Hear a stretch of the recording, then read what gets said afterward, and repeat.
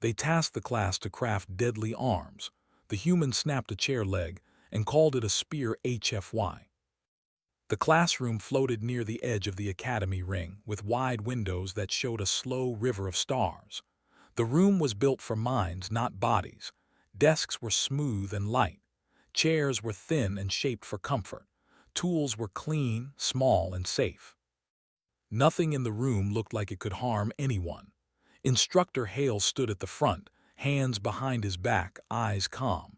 He had taught this course for many cycles. Every group before this one had failed the same way, and that was the point. He believed learning came from limits. The students came from many worlds. Some had skin like stone. Some had eyes that moved on their own. Others breathed through thin slits in their necks. They were all quiet as the instructor spoke.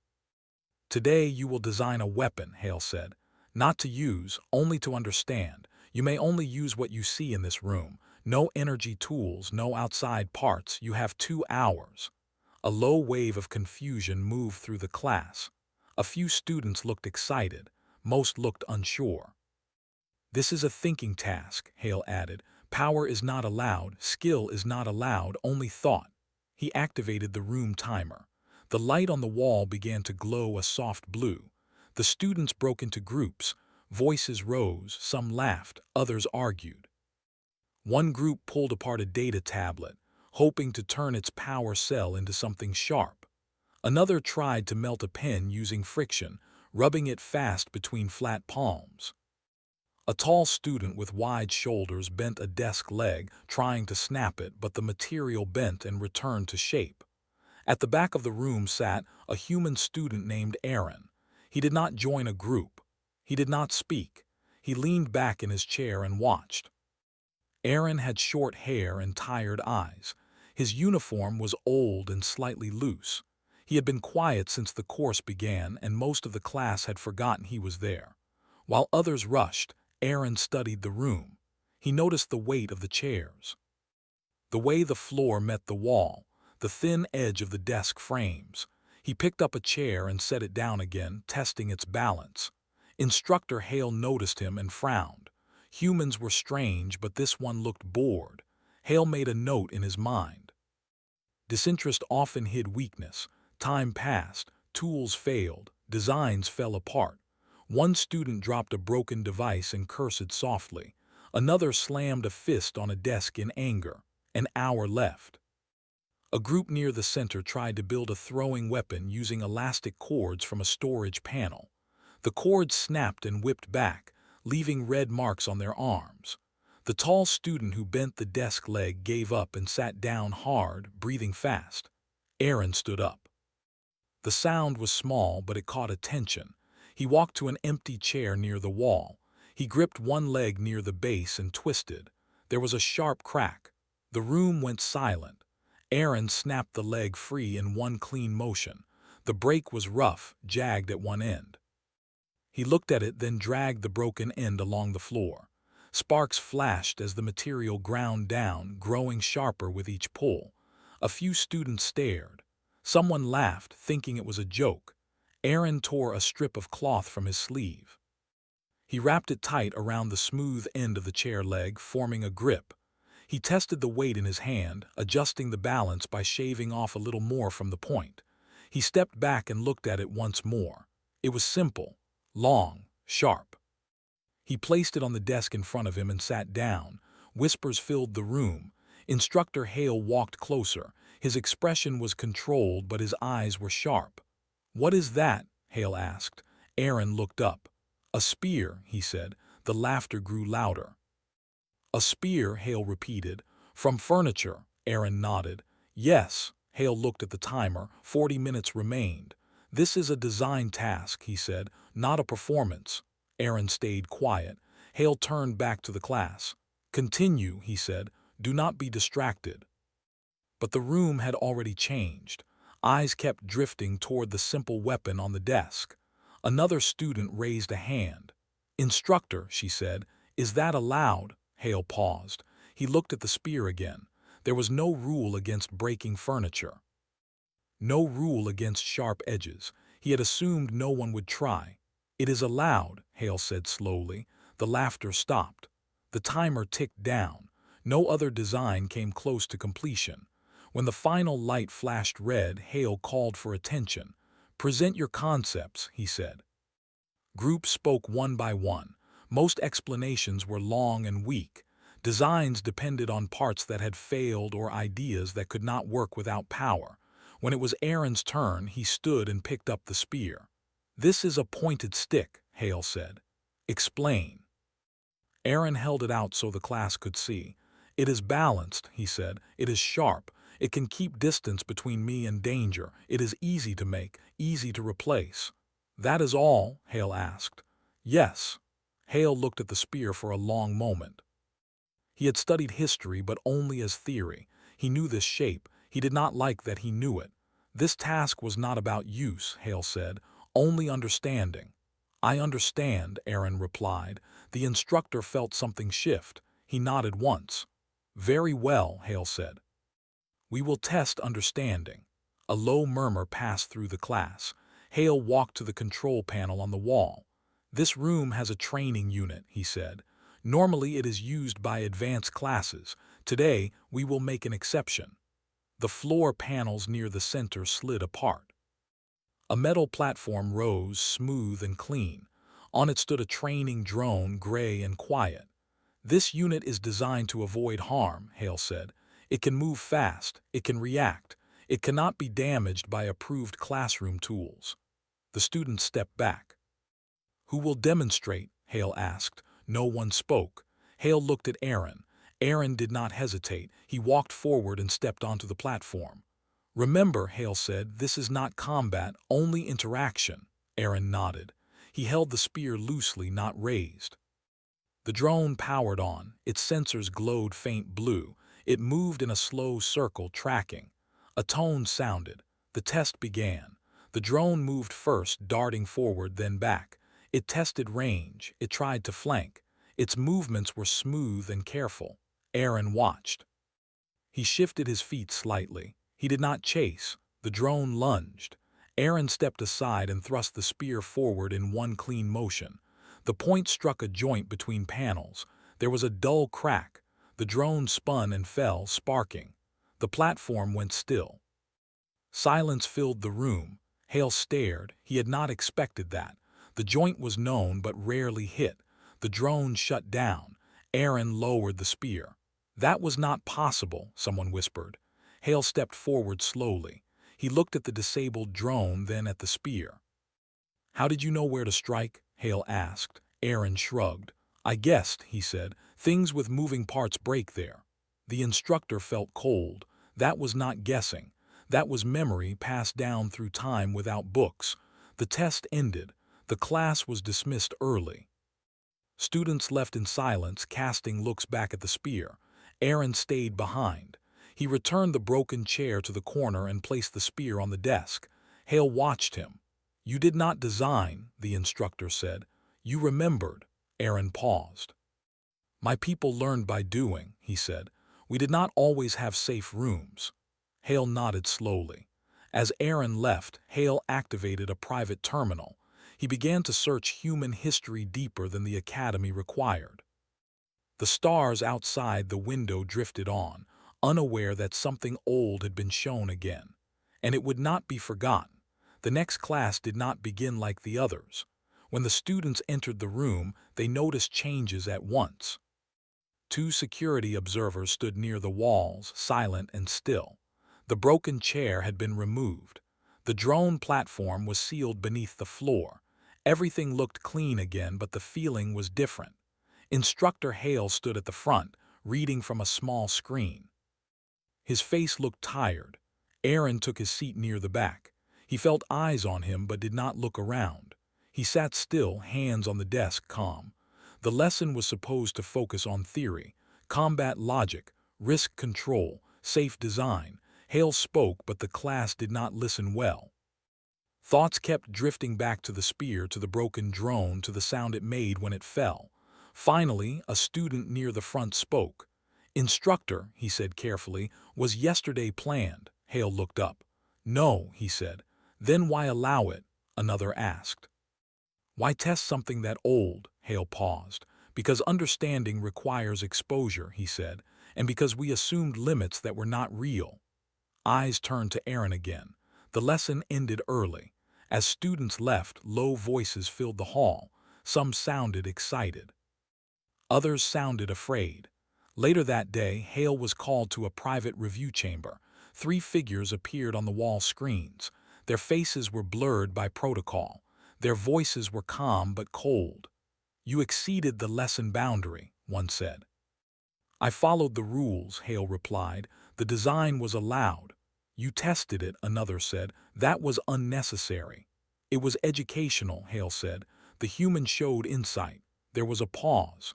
"That is the concern," the first voice said. Hale felt tension rise in his chest. "He did not attack," he said. "He acted when asked." "Humans act," the voice replied. "That is the issue." The screens went dark. Hale sat alone for a long time after. The next day, the class was moved to a larger training hall. The reason given was space. The real reason was control. The hall was wide with reinforced walls and open floor. Observation windows lined one side. More security stood watch. The students stood in a loose group. No desks, no chairs. Hale addressed them. "Today's exercise is observation only," he said. "You will not participate." A low hum filled the hall. The floor shifted. 3 drones rose this time, larger than before, faster. "This is a behavior study," Hale continued. "You will see how tools shape thinking." The drones began to move, scanning the room. One student raised a hand. "What tools?" she asked. Hale looked at Aaron. "There are none," he said. The drones accelerated. They moved between students, stopping just short, testing reactions. Some students stepped back, some froze. Aaron did not move. The drones adjusted. One moved closer to him, faster than before. Its sensors focused on his hands. Aaron stayed relaxed. His eyes tracked the drone, not its body but its motion. The drone lunged, stopping inches from his chest. The room held its breath. Aaron did nothing. The drone pulled back, confused, its logic expected response. Hale watched closely. This was not about weapons now, this was about threat. The drones changed pattern. 2 moved together, 1 flanked. Aaron shifted his stance slightly, not enough to be obvious, enough to be ready. Hale saw it and felt uneasy. The drones rushed at once. Before Hale could stop it, Aaron stepped forward.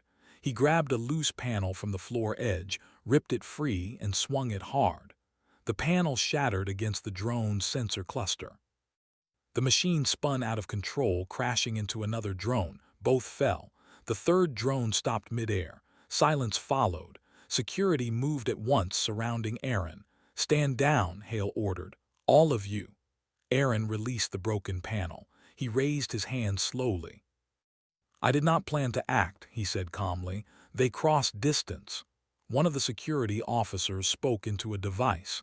"Containment protocol breached," he said. Hale stepped between Aaron and the officers. "He responded to threat," he said, "as any organism would." The officers hesitated. The remaining drone powered down. The exercise ended. Later, Aaron sat alone in a small waiting room. The walls were plain, no windows, no sharp edges. He was not afraid. He was alert. A door opened. A woman entered. She wore no uniform, only a simple gray suit. "My name is Mara," she said. "I study species behavior." Aaron nodded. "You surprised many people," Mara said. "Again." "I did not mean to," Aaron replied.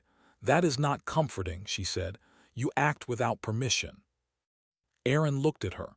"We learn to survive," he said. "Permission comes later." Mara studied him. "Do you enjoy this?" she asked. "No," Aaron said. "I prefer quiet."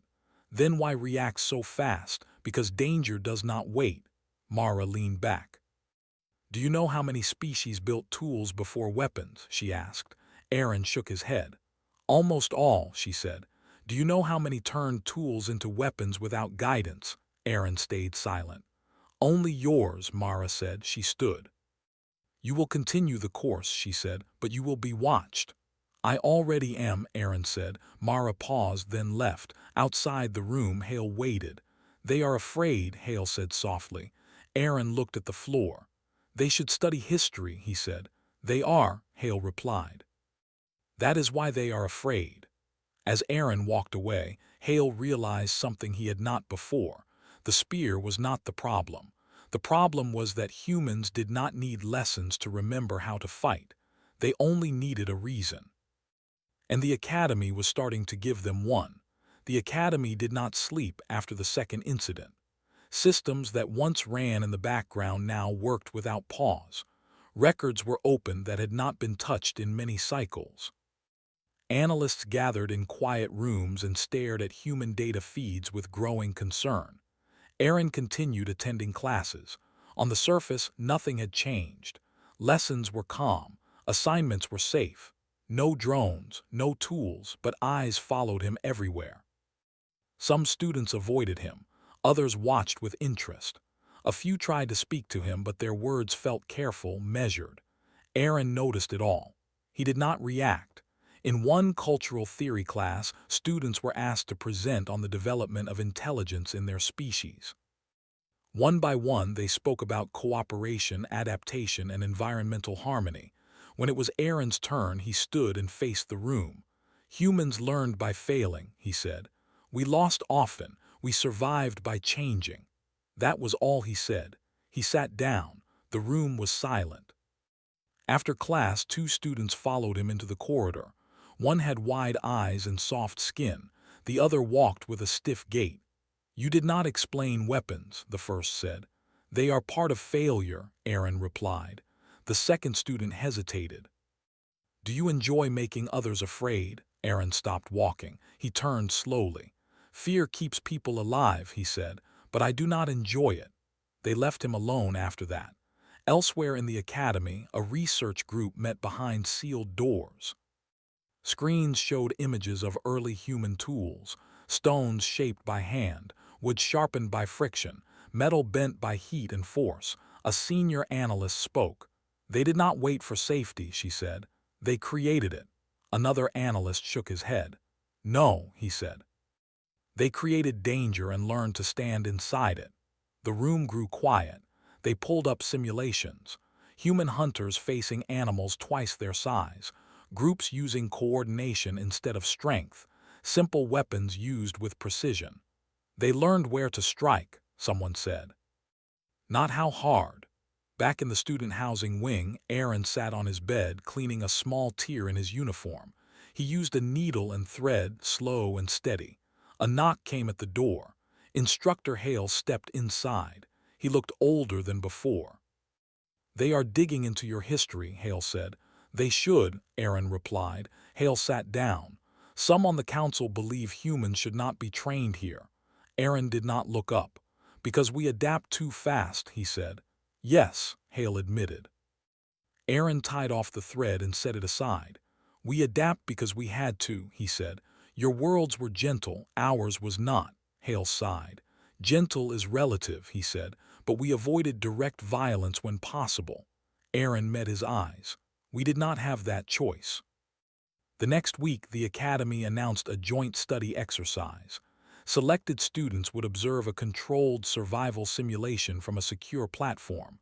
No interaction, no risk. Aaron was selected.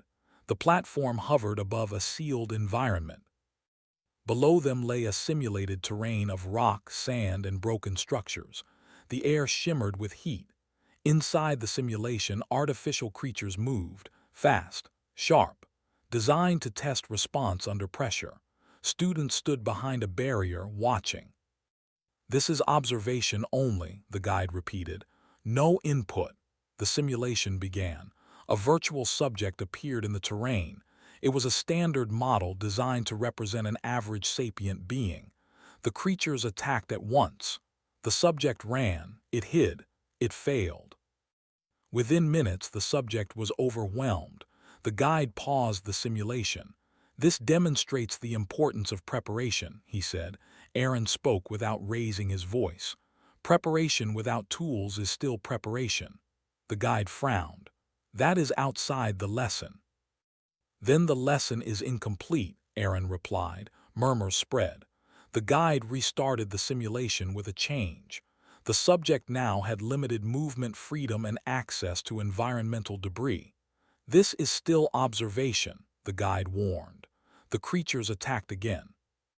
The subject moved differently this time. It picked up debris, threw stones, used elevation, delayed. It still failed, but it lasted longer.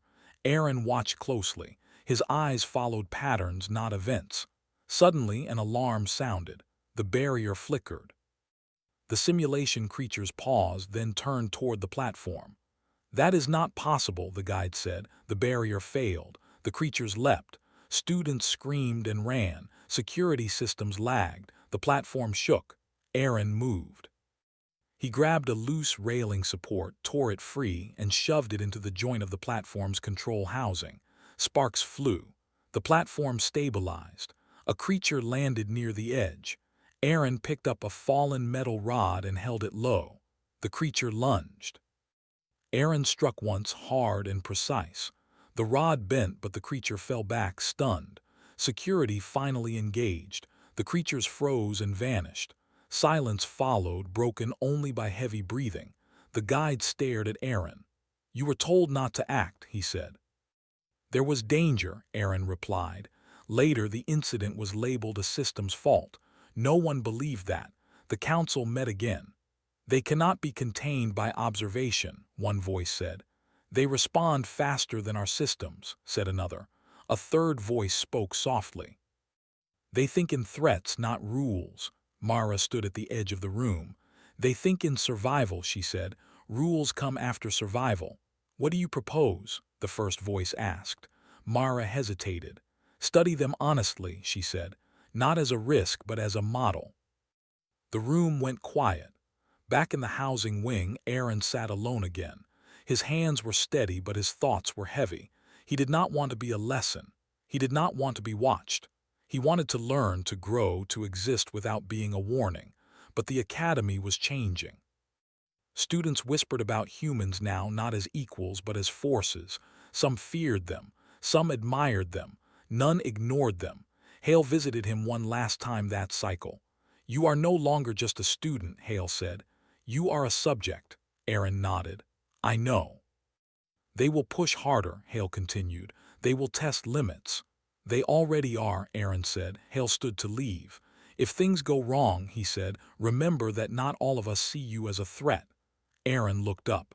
"That matters," he said.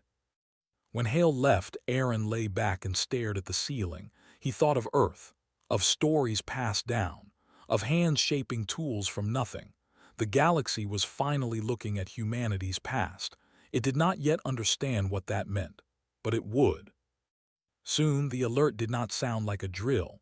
It was sharp, rising, and wrong. Lights across the academy flickered from white to red. Doors slid shut in uneven patterns, some locked, some stayed open. Students froze in place, unsure what to do. Aaron was in a transit corridor when the lights changed. He stopped walking and listened. The sound of distant metal against metal carried through the walls. Not machinery, impact. A calm voice followed the alert, but it came late and broke in places. "All occupants remain where you are. Security is responding." Aaron frowned. The voice lacked confidence. He moved to the side of the corridor and peered through a maintenance window. Below, on a lower level, smoke drifted from a damaged access panel. Something had gone wrong. In the housing wing, students gathered in clusters. Some cried. Others argued. Information screens showed error messages instead of guidance. Instructor Hale moved through the chaos, trying to calm students. His communicator buzzed nonstop, but no clear orders came through. "They say it is contained," a security officer told him, "but we have lost contact with 3 teams." Hale felt his chest tighten. Elsewhere, Mara stood in a command room, staring at fragmented data. "This was not an accident," she said. "The breach pattern is deliberate." "From where?" someone asked. "Inside," she replied, "not external." The academy had been designed as a place of learning, not defense. Its systems were layered for safety, not conflict. Now those layers were failing. Aaron reached the housing wing entrance and saw the crowd. Fear hung thick in the air. "What is happening?" a student asked him. "Something is loose," Aaron said, "or someone." Another alert sounded. This time a section of the station lost gravity for a moment. People fell. Cries echoed. Aaron grabbed the nearest rail and pulled two students upright. "We need to move away from open corridors," he said. "Find solid walls." "Security said to stay," one student replied. Aaron shook his head. "Security is late." A heavy thud shook the structure. Dust fell from the ceiling. That decided it. Aaron moved to a storage alcove and tore open the panel. Inside were emergency supplies, blankets, water packs, tools sealed in safety foam. He pulled out a metal pry bar. Hale saw him and rushed over. "What are you doing?" he asked. "Preparing," Aaron said. "You are not authorized."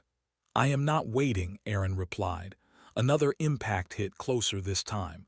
A section of wall buckled inward. Screams rose. From the breach stepped three figures. They were tall and uneven, wrapped in layered armor that absorbed light.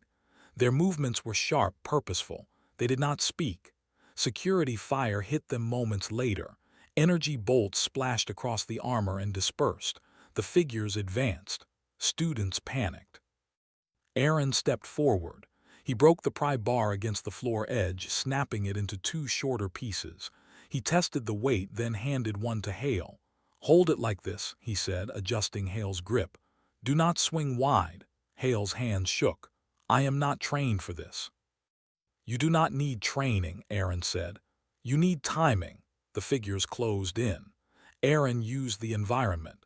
He kicked a loose panel under one attacker's feet. As it stumbled, he drove the metal bar into a joint between armor plates. The figure staggered. Hale struck the second attacker by reflex. The blow glanced, but it slowed the advance. The third attacker raised a weapon. Aaron grabbed a fallen chair frame and threw it hard. It struck the attacker's head, knocking it back. Security finally regrouped, firing concentrated bursts. The attackers retreated, dragging the injured one with them. Silence followed, broken by sobbing. Hale stared at the metal bar in his hands. "I almost dropped it," he said. "You did not," Aaron replied. The academy went into full lockdown. Power fluctuated. Systems failed in waves.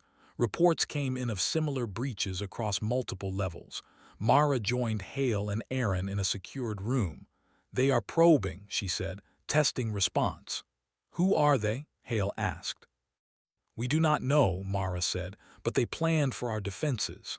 "They did not plan for people," Aaron said. Mara looked at him. "That is why you are here," she said, "whether you want to be or not." A new alert sounded. Lower education sector compromised. That was where most first cycle students were. Hale looked at Aaron. "We cannot reach them in time," he said. Aaron picked up the pry bar again. "Then we do not go through corridors," he said. "We go through walls." Mara hesitated.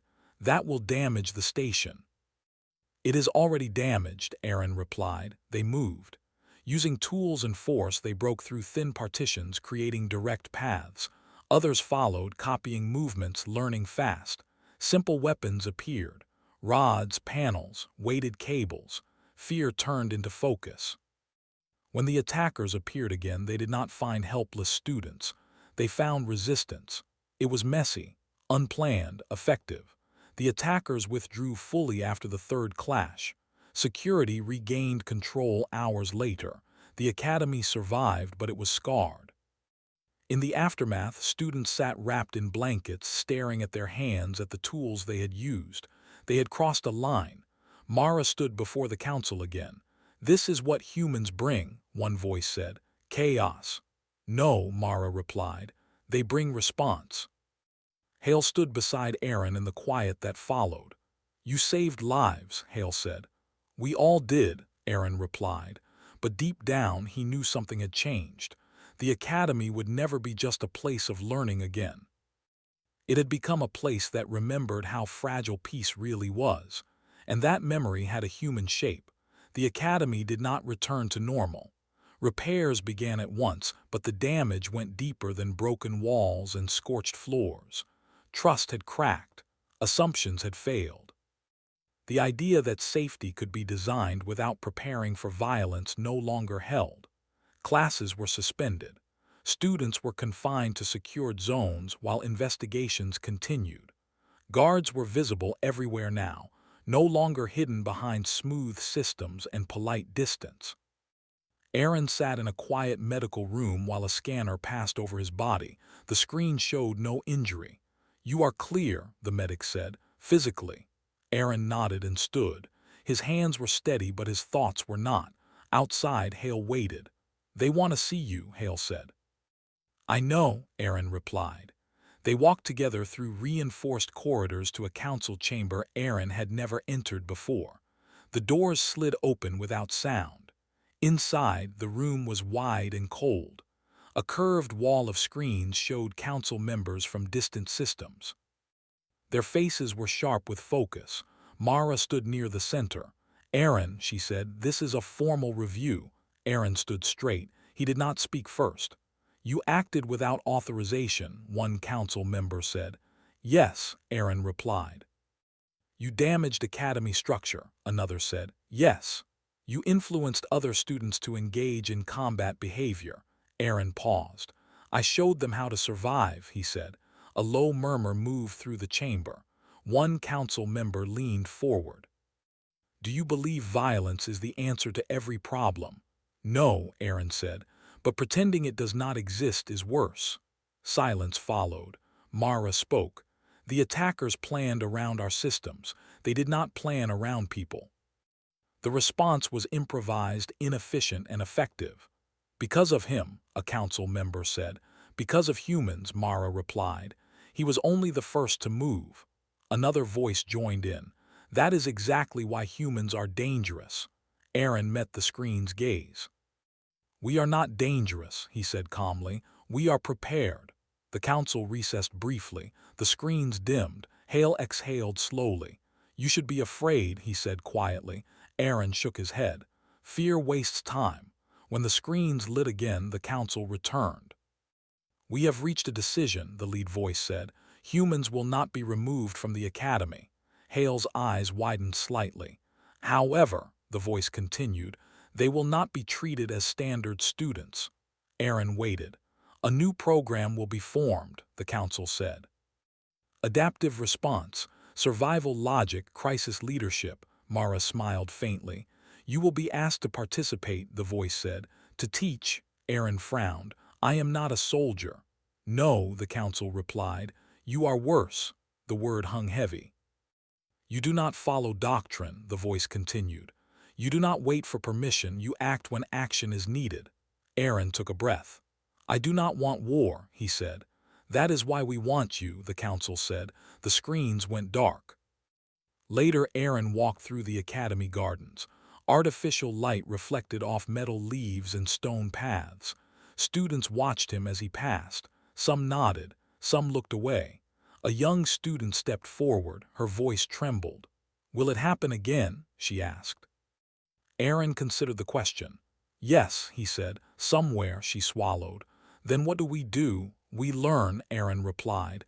"And we help each other." She nodded and stepped back. Hale joined him at the edge of the garden. "They will study you for years," he said. "They already have," Aaron replied. "You could leave," Hale added. "Transfer, disappear." Aaron looked at the stars beyond the glass. "If I leave," he said, "they will still face danger. They will just face it blind." Hale smiled sadly. "You are not like the others." "No," Aaron said, "but I am not alone." Weeks passed. The new program began quietly. No banners, no announcements. Just rooms where students learned how to see risk, how to use space, how to think under pressure. Simple lessons, simple tools. Across the galaxy, reports spread. Not of weapons, not of attacks, of humans. Of a species that did not need advanced tech to defend itself. A species that could turn fear into action. Some worlds closed their borders, others opened talks. Aaron stood in a training room one day, watching students practice movement and balance. He said little. He did not need to say much.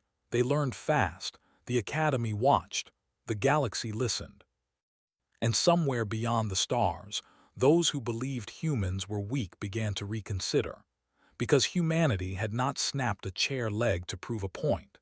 They had done it because survival was never theoretical to them. And it never would be. The message did not come from the academy.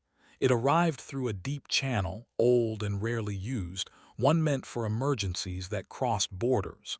When it reached the council, it carried a simple request for aid. A frontier learning station had gone silent. At first, the report caused little concern. Remote stations failed often. Power storms, system decay, internal disputes. But then more details arrived. The station had followed the same safety doctrine as the academy. Minimal defenses, high trust, no combat training. And now it was dark. Mara read the report twice. Her face stayed calm, but her hands tightened. "They are testing patterns," she said. The council gathered again. This time their voices were not calm. "If we respond with force, we prove the risk," one said. "If we do nothing, we invite more," another replied. All eyes turned to the one human present. Aaron stood near the wall, listening. "You want my opinion," he said, "not my permission." The lead council member hesitated. "We want your insight," Aaron nodded. "Then do not send soldiers," he said. "Send people who know how to survive without orders." Silence followed. Mara spoke carefully. "You are suggesting a mixed team," she said, "unarmed." "Not unarmed," Aaron replied. "Unrestricted." The council did not like that word. Still, hours later, a small response vessel launched. No banners, no threat signals, a handful of volunteers from different species, Aaron among them. The ship was quiet during transit. No one joked. No one slept much. One student from the academy sat across from Aaron. "Are you afraid?" he asked. "Yes," Aaron said honestly. "That means I am paying attention." When they reached the frontier station, they found it damaged but intact. No signs of a battle, no bodies, just silence. They entered slowly. Hallways were dark. Air was thin but breathable. Systems were disabled with care, not force. "This was planned," Mara whispered. They moved deeper. In the central hall, they found the station's inhabitants, alive, gathered, guarded. The attackers stepped into view. They did not raise weapons. Their leader spoke in clear trade language. "We came to study," he said. "Not to kill." Mara stiffened. "You shut down a station," she replied. "That is an act of aggression." The leader tilted his head. "We removed systems," he said. "You rely on them too much." Aaron stepped forward, the leader's gaze fixed on him. "You are the human," he said. Aaron did not deny it. "You taught them to fight," the leader continued. "I taught them to live," Aaron replied. The leader studied him. "Your species adapts too quickly," he said. "That threatens balance." Aaron looked around at the frightened station members. "Balance that depends on weakness is already broken," he said. The leader was silent for a long moment. "We did not expect you to come without weapons," he said. Aaron gestured to the room. "We brought what we needed." The tension eased just slightly. Talk followed. Long, careful. The attackers revealed themselves not as conquerors but as observers. A coalition that believed rapid adapters would destabilize the galaxy. Humans were the proof. "You fear change," Aaron said. "We fear collapse," the leader replied. Mara stepped in. "Then learn," she said. "Do not hide." In the end, the station was restored. The attackers withdrew, not defeated but reconsidering. Word spread fast after that, not of a battle. Of a meeting. Of humans who did not demand dominance but refused helplessness. Back at the academy, students gathered as Aaron returned. No cheers, just quiet respect. Hale met him at the entrance. "You could have started a war," he said. "I stopped one," Aaron replied.